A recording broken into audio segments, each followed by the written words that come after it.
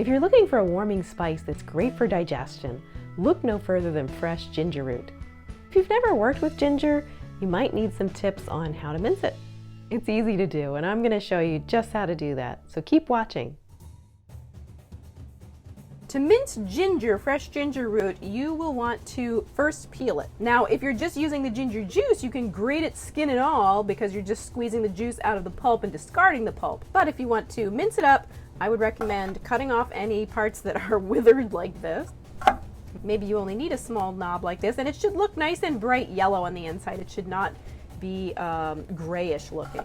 And I just use my knife to peel it. Some people use a spoon to peel off the skin. I find that's a little tricky.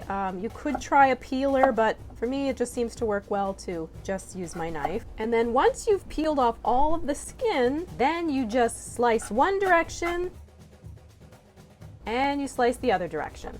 And this smells so amazing. And you just, kind of like garlic, you just keep chopping until it's nice and small. And that's how you mince ginger. Now that you know how to mince ginger, you can add it to stir fries and soups or any of your favorite recipes. Happy cooking, and I'll see you the next time.